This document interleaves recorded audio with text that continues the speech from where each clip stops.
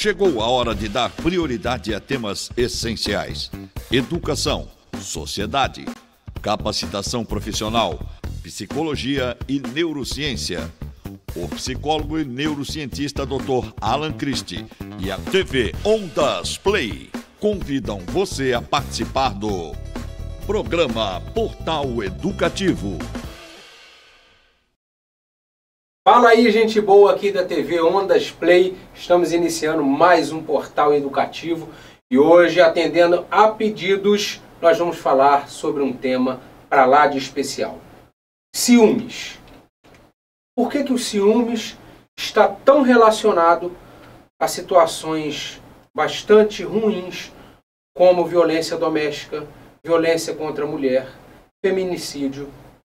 Por que mais de 70% dos casais relata já ter sentido ciúme além da conta? Por que muitas pessoas levam o ciúme para um âmbito patológico, passando da fronteira do normal e efetivamente trazendo prejuízos à sua vida e à sua vida a dois? Afinal, o que é o ciúme, da onde ele vem e como ele pode ser medido, mensurado, compreendido e, sobretudo, manejado? Eu costumo dizer que existem 5 formas de ciúmes e nós vamos fazer aqui um apanhado geral sobre cada uma delas, tentando trazer para você que está aí do outro lado uma compreensão didática e que seja possível efetivamente figurar isso na sua vida de forma que essas informações sejam úteis e que te tragam algumas orientações importantes, inclusive se você se identifica com alguma delas. Gente, o ciúmes, ele é tido como normal na relação da grande maioria dos casais. A maioria de todos nós tem ciúmes, às vezes não só daquela pessoa com quem você tem uma vida a dois, né? Com companheiro, companheira, mas também até de outras pessoas. Existe o ciúmes de amigos, de animais de estimação, de pessoas da família, de pai, de mãe. É muito comum, às vezes, até na relação entre irmãos, né? Ter aquele ciúme, rolar aquele ciúme do irmão mais novo, do irmão mais velho, né? De um sobrinho, de um afilhado. Então, o ciúmes, ele faz parte da vida do ser humano como algo natural. Mas esse ciúme normal é aquele que é vinculado à ideia de cuidado, à ideia de zelo. Ou seja, quando o sujeito tem pelo outro um amor, um afeto, um sentimento positivo, e que demanda um certo nível de cuidado e de zelo, isso gera um sentimento que traz uma proximidade àquela ideia de posse, de afinidade, mas num nível razoável, num nível dentro da normalidade. E isso vai levar o sujeito a ter um cuidado um pouco maior com aquela pessoa, um zelo um pouco maior, uma atenção um pouco maior àquela pessoa do que a uma outra pessoa comum, né, a qual ela não tenha esse direcionamento objetal de amor, de carinho, de desejo. Então, o ciúme, dentro de uma perspectiva de cuidado, de zelo, é natural, é normal nas relações, em especial nas relações a dois, ok? Então esse seria o primeiro tipo de ciúme, o ciúme normal. Existe um segundo tipo de ciúme, que eu classifico como o ciúme narcísico. Quando esse ciúme é motivado por uma personalidade narcísica, ou seja, um sujeito que tem ali um narcisismo exacerbado, ou seja, ele visa atender às suas próprias satisfações, àquilo que ele idealiza como algo que vai satisfazer os seus desejos, e aí ele vai direcionar isso para o outro. Ele vai escolher um objeto de desejo, né, um objeto em que ele vai ali depositar todo o seu narcisismo e vai então usar o ciúme como um instrumento para manipular aquele seu objeto de satisfação narcísica. Então, o narcisista, ele vai olhar para o outro como um escravo do seu desejo. O narcisista, ele vai direcionar ao outro todo o seu movimento narcísico. E o ciúmes nada mais vai ser do que essa manipulação, esse controle do outro em prol da sua satisfação pessoal, da sua satisfação psicológica. Ou seja, o narcisista, ele não está preocupado em zelar pelo outro. Ele não está preocupado exatamente com a sua relação com o outro. Porque qual é a base de uma relação saudável, gente? É esse equilíbrio, né? Uma hora um cede, outra hora outro cede. Uma hora você faz o que, né, você acha que é melhor e algo que você escolha, mas outra hora o outro tem o direito a escolher. Então, esse equilíbrio de forças, né, essa balança mais paritária, mais equilibrada, é o que dá sentido a uma relação saudável. O narcísico, ele não faz isso, né? O sujeito narcisista, ele está preocupado único e exclusivamente com o seu umbigo, com o seu gozo, com a sua satisfação plena. Então o outro é apenas um objeto de satisfação. O outro será usado como uma forma de manipulação. Ok? Então esse seria o segundo tipo de ciúme, o ciúme narcísico. O terceiro tipo de ciúme seria um ciúme por insegurança. Quando o sujeito tem feridas na sua constituição interna, quando o sujeito tem feridas na sua autoconfiança, na sua autoimagem, na sua autoestima, e ele não consegue, então, se sentir num alicerce estruturado, ou seja, quando ele não consegue se sentir autoconfiante, ele tem a sua autoestima fragilizada, a sua autoimagem ali tem uma porosidade muito grande. Isso vai ser instanciado, projetado ali nas relações que ele estabelecer com as pessoas. Isso às vezes vai se projetar nas relações de trabalho, nas relações familiares, nas relações de amizade e nas relações a dois, nas relações afetivas. E aí, obviamente, que o sujeito que tem uma insegurança muito grande, aquele sujeito que a todo momento ele está pisando em ovos nele mesmo, né? Na sua autoconfiança, ele acha que nunca vai conseguir ser bom o suficiente. Ele acha que ele nunca é bonito o suficiente. Ele acha que ele não dá conta daquela pessoa, daquela situação, daquele sentimento, daquele afeto. Nada do que ele faz vai satisfazer aquela outra pessoa. Isso é a crença desse sujeito inseguro, né? Ele acredita que ele sempre está devendo alguma coisa, ele nunca consegue atingir as suas metas, ele nunca consegue ser bom para o outro. Tudo que ele faz está aquém do desejo do outro.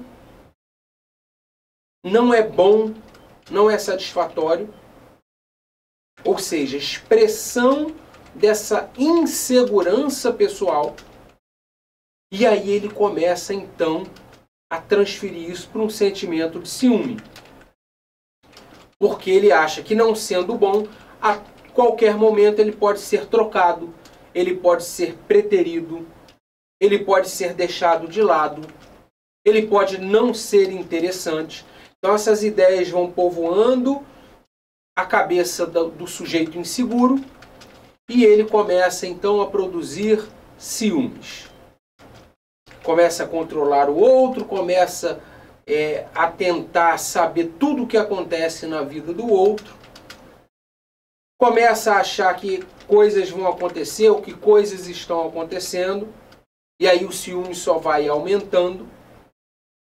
Então, ciúme por insegurança seria o terceiro tipo de ciúme. O quarto tipo de ciúme seria o ciúme por controle. Isso é muito comum nas personalidades obsessivo-compulsivas, em que o sujeito ele é direcionado a ter um objeto ali, né, de obsessão, né, um objeto de compulsão. Às vezes esse objeto pode ser uma droga, pode ser um trabalho, pode ser um título, mas pode ser alguém mesmo, uma outra pessoa, em que ele vai depositar todos os seus movimentos obsessivos e compulsivos. E aí ele cria uma fixação naquela outra pessoa. Aquela pessoa passa a ser tudo. Ela passa a direcionar todos os seus afetos, todo o seu tempo, todo o seu interesse, inclusive, naquela outra pessoa. Então esse é aquele ciumento clássico.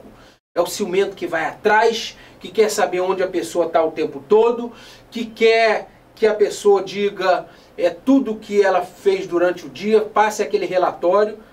Esse ciumento, às vezes, é aquele que quer que a pessoa... Ah, você está onde? Não, eu estou aqui numa reunião. Então bate uma foto aí da reunião, manda para mim. Então ele quer saber aonde a pessoa está, com quem está, por quanto tempo vai permanecer, por quanto tempo esteve. Então veja bem que esse tipo de ciumento, né, ele seria o ciumento por controle, né? Então seria aquele impulso obsessivo compulsivo que elege um objeto que é a outra pessoa e passa então a querer controlar tudo dessa pessoa. O ciumento por controle, ele chega ao absurdo de querer controlar o que a pessoa pensa. Em quem que você estava pensando nessa hora? Por que você falou isso? Você estava pensando em mim ou em outra pessoa? Então isso vai gerando ali, né, uma redoma emocional que o ciumento por controle tenta estabelecer com a outra pessoa, botar ela numa redoma, criar um muro ao redor da outra pessoa, para que ela tenha pouquíssimo acesso, né, e manter ali um controle absoluto sobre a pessoa. E o último tipo de ciúme que eu coloco aqui, que é o quinto tipo de ciúme, que seria o ciúme por projeção.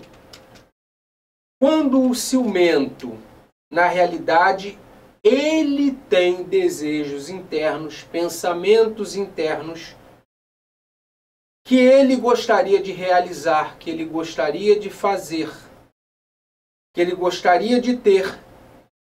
E aí ele projeta isso na pessoa com a qual ele está se relacionando. Então a pessoa internamente ela tem desejo de ter outras pessoas, desejo de pular o muro, desejo de ter, às vezes, uma relação homossexual, né? Uma relação com uma pessoa do mesmo sexo, uma relação com várias pessoas, ou gostaria de ter internamente, tá, gente, uma relação aberta, gostaria de ter um período em que ela pudesse se relacionar com outras pessoas e depois voltar. Então isso tudo passa pela cabeça desse ciumento por projeção. Então ele imagina tudo isso, ele deseja outras pessoas, ele se imagina em outras situações, só que aí ao invés de ele trabalhar isso como algo dele, ele vai projetar isso na pessoa com quem ele está. Ora, se eu penso tudo isso, né, o inconsciente dele trabalha assim. Se eu penso tudo isso, se eu quero tudo isso, se eu desejo tudo isso, essa pessoa comigo também pode pensar a mesma coisa, também pode desejar. E aí vem, então, o sentimento de ciúme. Esse quinto tipo de ciúme, o ciúme por projeção, ele é um pouco mais raro do que os outros, né? Os outros tipos de ciúme são mais comuns, mas existe efetivamente esse tipo de ciúme por projeção, tá? A pessoa, na realidade, o ciúme é motivado por aquilo que ela mesma deseja internamente e não tem coragem de fazer, ou até tem coragem de fazer, né? Alguns ciumentos por projeção, eles vão trair, eles vão chegar às vias de fato e depois vão ficar preocupados que o outro possa fazer a mesma coisa, ou que o outro descubra ou desconfie e faça então também alguma coisa, ou traia por conta dessa desconfiança ou de ter descoberto a traição dessa pessoa. Então são 5 tipos de ciúme que a gente está delineando aqui para começar esse nosso bate-papo sobre os ciúmes. O ciúme normal, que está mais ligado à ideia de cuidado e zelo. O ciúme narcisista, que está ligado à ideia mais narcisista de manipulação de um objeto de satisfação. O ciúme por insegurança, quando a pessoa tem feridas na sua formação identitária, na sua autoconfiança, na sua autoestima, é uma pessoa insegura e por isso acaba tendo muitos ciúmes da pessoa com quem se relaciona.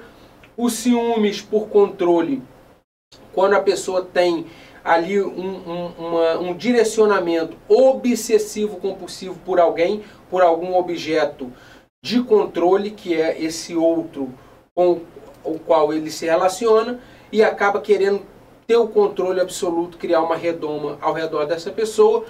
E os ciúmes por projeção, quando a pessoa tem desejos de fazer uma série de coisas ou até faz, né, e acaba projetando o medo de que a outra pessoa também tenha. Agora, gente, a pergunta que não quer calar. Se a gente tem todos esses tipos de ciúme, o ciúme é algo que atinge a grande maioria das pessoas que se relacionam com outras pessoas. Da onde vem o ciúme? O ciúme, ele nasce da onde? Como é que começa esse processo interno dentro de nós? Eu vou responder para você já já, daqui a pouquinho. É só o tempinho de tomar uma água e voltar aqui para o Portal Educativo, que além dos tipos de ciúme que a gente explicou aqui, nós vamos falar da onde vem o ciúme, qual a sua origem. A gente volta já já.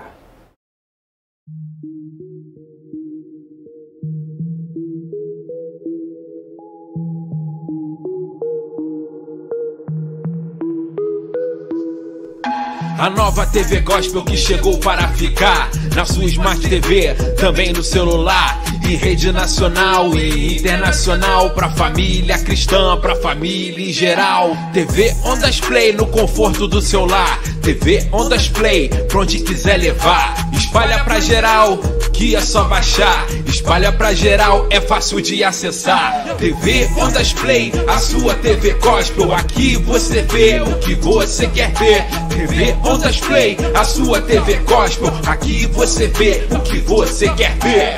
TV Ondas Play nos principais aplicativos da sua Smart TV. Programação gratuita e on demand. Acesse nosso portal e saiba mais. www.tvondasplay.com.br.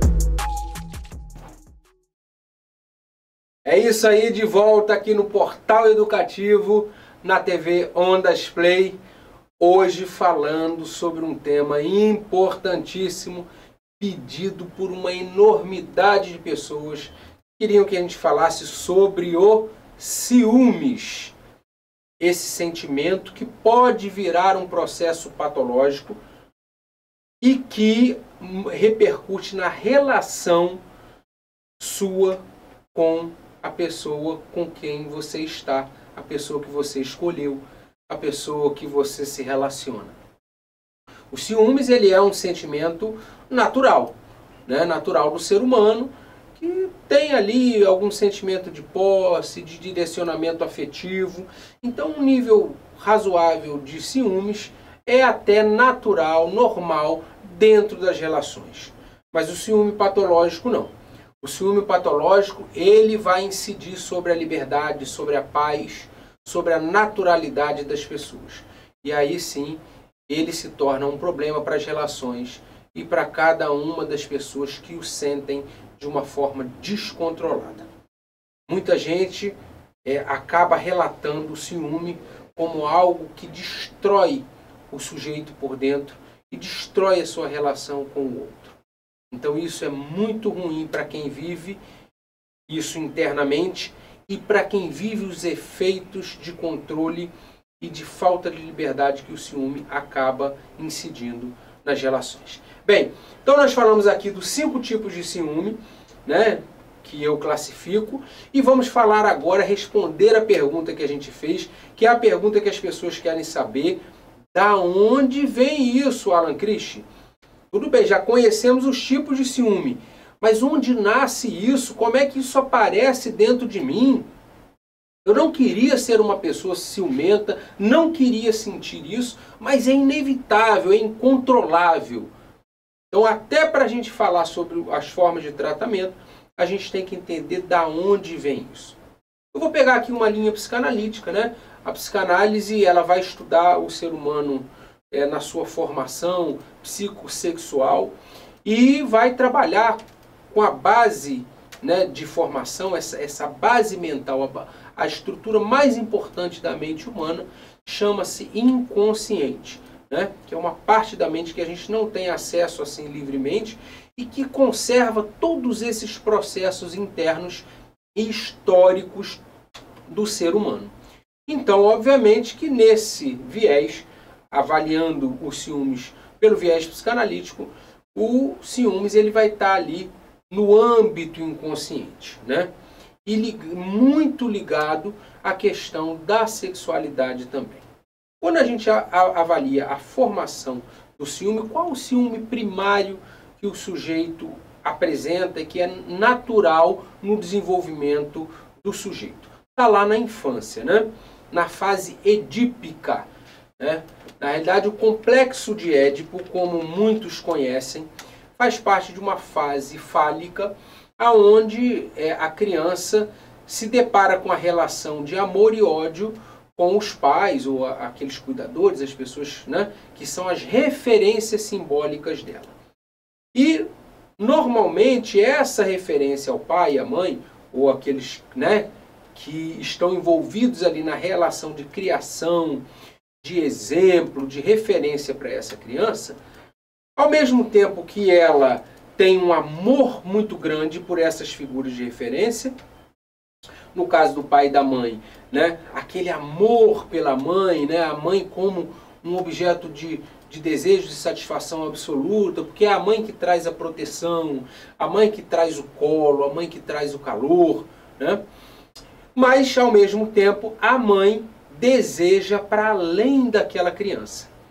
Então, o desejo da mãe não é único, exclusivo, como a criança acreditava até uma determinada fase. Né? Quando a criança é um bebê ali, que ela não tem muita consciência das coisas, quando ela vê ali toda a percepção de mundo dela, são fragmentos. E ela vivencia basicamente a percepção afetiva das coisas. Então, até então, a criança tem ali uma crença inconsciente de que ela é o objeto master de desejo daquela mãe, né? Então, ou daquele cuidador. Então, até tem uma expressão engraçada da psicanálise que é Sua Majestade o bebê, né? Porque o bebê ele se considera ali um absolutista, né, dos desejos, principalmente da mãe, mas de todos na realidade.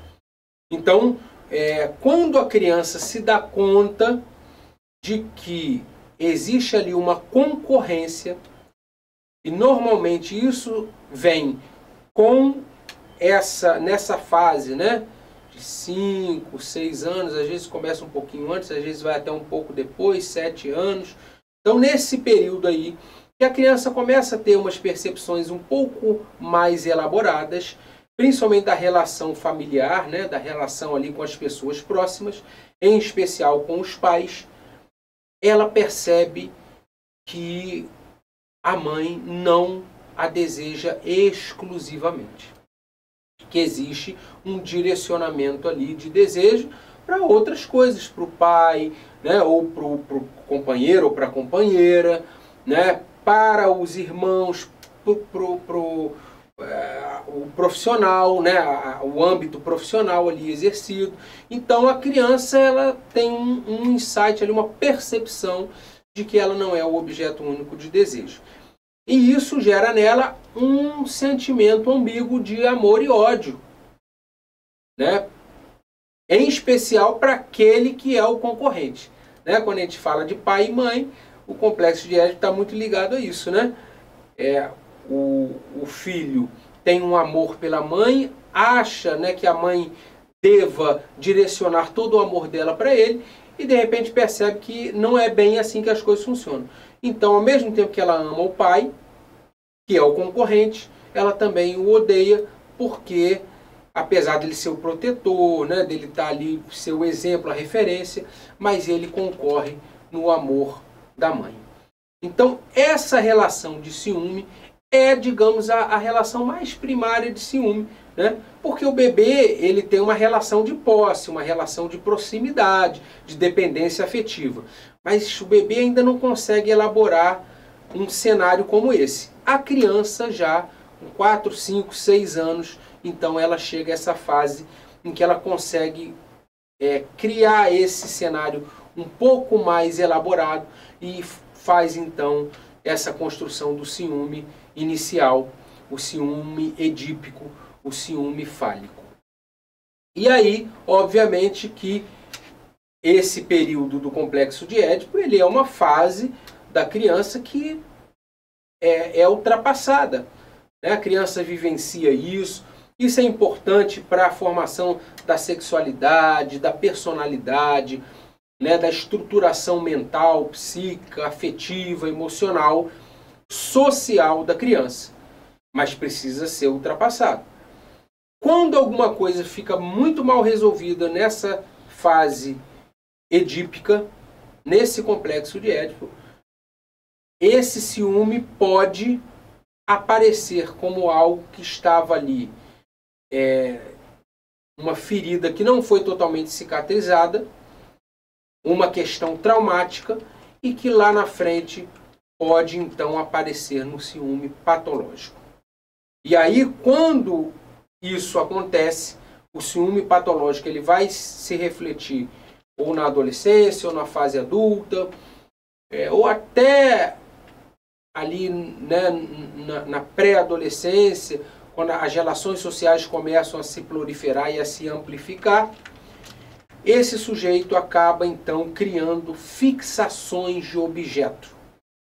Então, o ciúme pode estar relacionado, sim, a essa questão mal resolvida da fase edípica, pode estar relacionado a uma fixação de objeto, quando o sujeito ele acaba não conseguindo ter vida, né, projetar investimento, expectativa, sentimento em outras coisas que não aquele objeto de desejo, e ele acaba se fixando aquele objeto. Ou seja, ele tem uma privação de sentido. E aí o objeto, no caso dos ciúmes, é o outro. É a pessoa com quem ele se relaciona. E ele não consegue pensar em mais nada que não aquilo. Ele não consegue se divertir longe daquela pessoa. Ele não consegue produzir longe daquela pessoa. Ele não consegue se imaginar em momento nenhum sem aquela pessoa. Ele não consegue ter outros objetos de satisfação de desejo. Então essa fixação de objeto também pode ser a raiz né, a explicação dos ciúmes. Também existe a questão da relação com um terceiro, né? O ciúmes está muito relacionado a essa triangulação de desejo. Quando aparece um terceiro na relação, né? Alguém que ameace a homeostase de uma relação, alguém que cause algum impacto, que interfira ali naquela relação a dois, sabe aquela coisa do olho no olho, tete a tete, aqueles dois sujeitos estão ali absolutamente direcionados um ao outro e de repente aparece um terceiro objeto, que pode ser um objeto de desejo, pode ser um objeto de ameaça e por aí vai. E, né, no caso do ciúmes, é uma outra pessoa. Tá? Também o ciúmes pode estar relacionado aos fatores sociais. A gente sabe que a gente vem de uma sociedade machista, patriarcal, aonde a mulher, principalmente, ela era um objeto de desejo, mas também era um objeto de controle do homem, né? Era vista muito numa posição objetal mesmo, quase como um pertence do homem, né? Isso já chegou, inclusive, a ser algo juridicamente colocado, né? O próprio direito ele já colocou a mulher nessa posição. Então, como se a mulher fosse efetivamente ali um bem, né? Um pertence do homem. Então, historicamente, a gente sabe que o homem foi ali estruturado, né, para ser o dono, para ser o provedor, né? E aí o homem jamais poderia ser traído, né? A mulher jamais poderia desejar outras pessoas, outros homens, né? Jamais poderia questionar também o homem. Então, muito dessa ideia de ciúme tem aí uma raiz social, uma raiz histórica, ideológica, conceitual, muito vinculada ao machismo e a essa dinâmica da sociedade patriarcal. E aí, gente, agora que a gente já sabe mais ou menos de onde o ciúme vem, porque, claro, existem processos internos, existem questões pessoais como histórias de traição e tudo mais que podem até amplificar e favorecer o aparecimento do ciúme e até do ciúme patológico. Mas agora que a gente já sabe mais ou menos da onde vem isso aí, a gente vai falar então dos sintomas, o que pode então ter, os efeitos que podem surgir do ciúme patológico, né? O ciúme patológico ele vai trazer uma ideia de exclusividade do sujeito. Então o sujeito que tem o ciúme patológico, ele acha que ele tem que ser exclusivo na vida daquela pessoa. Ele quer uma exclusividade absoluta. Não é só uma exclusividade do sujeito só poder sair, só poder transar, só poder desejar, só poder beijar aquela pessoa. Não. O sujeito que tem o ciúme patológico, ele quer uma exclusividade absoluta. Ele quase que impõe ao outro que o outro só pense nele. Que o outro só olhe para ele, que o outro só deseje ele, que o outro só faça tudo com ele. Então, é uma exclusividade também exacerbada, uma exclusividade patológica, excessiva. Além disso, o sujeito que tem o ciúme patológico, ele quer uma atenção excessiva. O outro só pode direcionar a sua atenção para ele. Se em algum momento a atenção é dirigida para outras pessoas, para outros fatos, para outras situações, o ciumento patológico vai criar muita raiva, né? E pode se tornar até agressivo porque o outro não cumpriu com essa atenção exclusiva e excessiva. Porque o ciumento patológico quer que o outro esteja a todo momento direcionado e dirigido a ele, né? Então é aquela coisa mesmo da posse, do controle, da manipulação. O controle, conforme a gente já falou, né, o ciumento patológico ele quer ter o controle o tempo todo, existe aí uma relação de poder e que o ciumento patológico quer um poder absoluto, um poder desigual sobre o outro, ele vai gerar manipulação e pode chegar às vias da violência, da ameaça. E além disso, o ciúme patológico vai criar uma relação de dependência emocional, né, que pode até ser expressa numa relação tóxica, tá? Numa relação simbiótica e muito, muito ruim para ambos, inclusive, porque o ciumento patológico, se ele não tiver ali mais no âmbito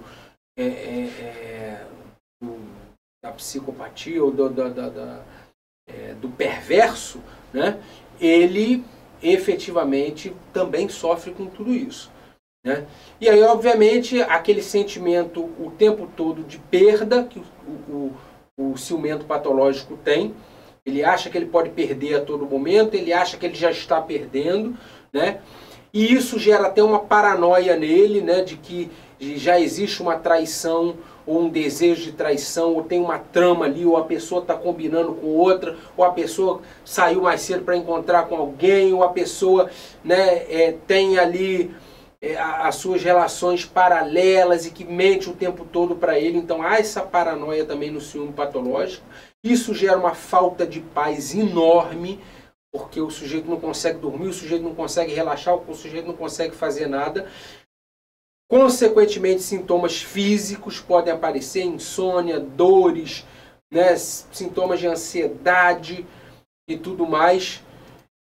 E tudo isso numa efervescência muito grande do inconsciente, né? O inconsciente ele vai produzir ali uma série de conteúdos patológicos, traumáticos, fixados, né, que efetivamente tiram o sujeito de uma linha, de um contexto de normalidade.